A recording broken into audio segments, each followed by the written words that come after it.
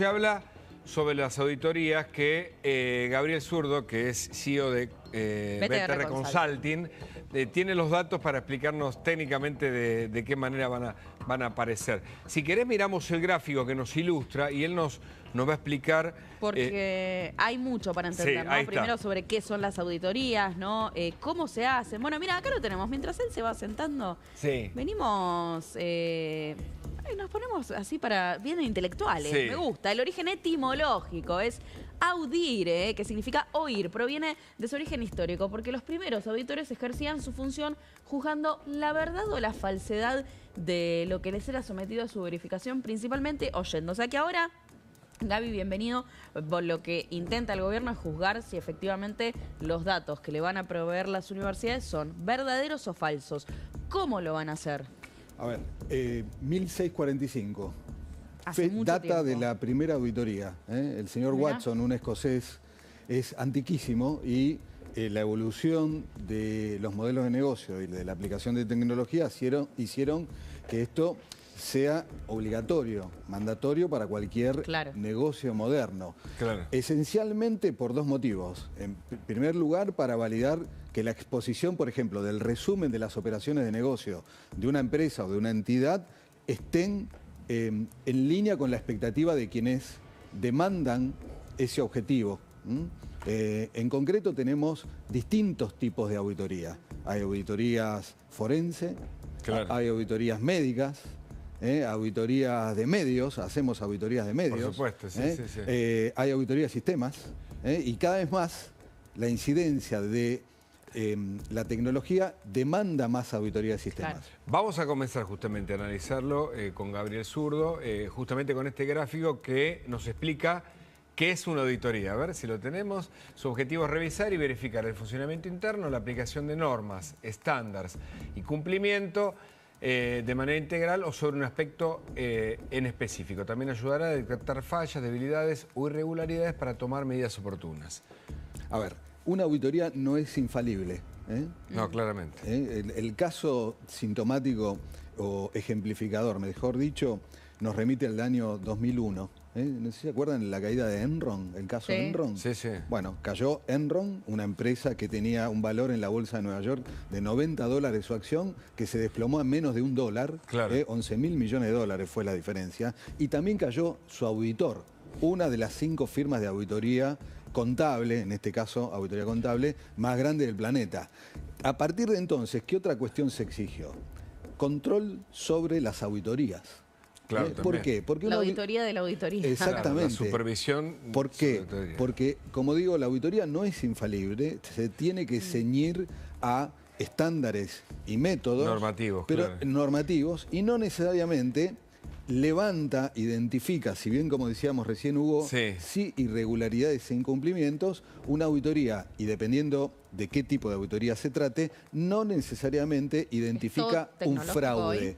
Claro. ¿Es todo tecnológico hoy? ¿Todas las auditorías se hacen con la tecnología? No necesariamente, pero hay una incumbencia muy alta. Hoy, por ejemplo, los procedimientos de auditoría para validar la exposición de un balance, lo que llamamos normalmente las normas generalmente aceptadas de contabilidad, implican, por ejemplo, mucho de lo que se va a hacer ahora con las auditorías de las universidades. Claro. Tomar inventario. Tomar inventario es un procedimiento habitual, que es ir al depósito y mirar, por ejemplo... Pero además ahora vamos a ver el tipo de auditoría, pero algunas revisan para atrás, otras el presente y hacia adelante, es decir que hay distintos tipos de auditoría, ¿no? Exactamente. Como decía la placa anterior, es verificar y desafiar lo que está expuesto, por ejemplo, en un balance, en un documento o en la situación real. No siempre es tecnológico. El ejemplo concreto es este, Agus.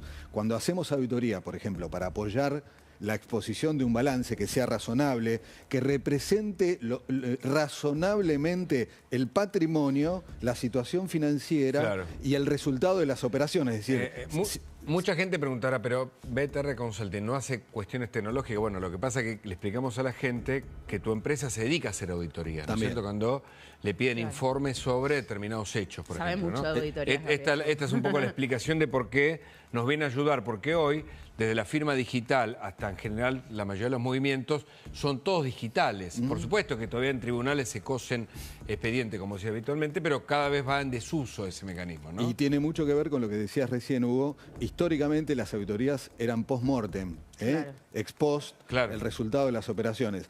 Cada vez más, y a partir de conectarnos a los servidores, a los registros digitales de las organizaciones, la auditoría es continua. Claro. Claro. Ahora, sí es importante respecto de lo que escuchamos en las noticias y en la calle últimamente en relación a la fiscalización de los estados financieros y de la utilización de los fondos públicos en las universidades, diferenciar entre lo que es una auditoría interna y una auditoría externa. Sí. Claro. Si bien tienen componentes comunes, es... Tenemos una placa de eso. Sí, señor. A ver, vamos sustancialmente distinto. Ahí está. Estos son los tipos de auditoría. Bueno, que pueden ser forense, la auditoría de medios, la auditoría financiera, de calidad, operativa, de sistemas, auditoría médica, todo esto puede haber, todo esto hacen ustedes. ¿sí? Depende, claro. de Y la no empresa. solo esto, hay más todavía. hay mucho Hay más. Claro, claro. Y decías, tenemos la siguiente placa Sí, a ver. donde comentabas esto que mencionabas recién, ¿no? Que puede haber una auditoría que es interna y otra auditoría que es externa. Y acá en este caso, en las auditorías de las universidades, nos vamos a enfrentar a que, ¿no? Acá, por ejemplo, tenés en la auditoría interna, el alcance tiene que ver con algo preventivo y continuo. En la externa tiende a realizarse anualmente.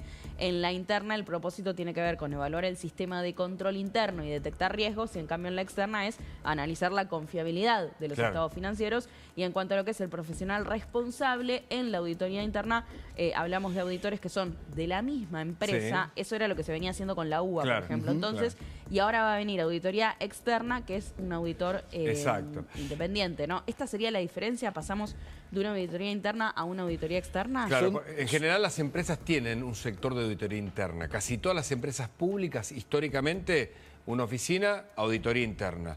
Pero la auditoría externa es la que viene de afuera. Puede ser de la Auditoría General de la Nación, si no es del gobierno, o puede ser de la SIGEN, si depende del Poder Ejecutivo. La SIGEN, hasta donde entiendo, es el que hace cumplir, coordinando las unidades de auditoría interna, la validez de los procedimientos internos. Lo que Sí. llamamos procedimientos y controles, que son las medidas para que la información relativa a los fondos públicos y las decisiones que se toman orgánicamente Sí. fluyan tal y como fue pensado. Claro, por ejemplo, para decírselo a la gente, o sea, vamos a comprar estos vasos, dice la universidad. ¿Pidieron tres Entonces, la SIGEN, presupuestos? claro, la SIGEN se sienta y dice, no revisa para atrás, sino que dice, bueno, ¿a quién se lo van a comprar? Se cumplió con la ley de administración pública, en fin, y todo ese cumplimiento se dedica a la SIGEN, ¿no? Exactamente. Que es un poco lo que se resiste la UBA, porque dicen, nos van a plantear mecanismos de control sobre los contenidos, y me parece que no tiene nada que ver con Se eso. planteó en ¿no? un momento la UBA una auditoría externa, pero no con la SIGEN, justamente para evitar esto de los contenidos, sino con docentes, por ejemplo, internacionales, Ajá. ¿no? La AGN, la Auditoría General de la Nación, reporta al Congreso de la Nación y tiene como métier, como objetivo, validar desde el punto de vista externo los Claro. estados financieros. Ahora, hay dos factores que son fundamentales en esta profesión hiper, recontra, súper desarrollada desde hace más de 400 años, especialmente por las firmas de auditoría y los contadores, Claro. pero no es exclusiva de ellos, de esa profesión, que tienen que ver con la transparencia y la ética. Entonces, cuando hablabas recién, Agus, de la diferencia sustancial entre un auditor interno y el interno puede o quizás esté contaminado con la dinámica propia del funcionamiento Claro, y de la la cultura cultura de interna. la época, claro, Por eso de la empresa. por eso se aboga en el concepto de externo Claro. con una figura aséptica y totalmente independiente. ¿Por qué? Porque esa figura tiene responsabilidad legal.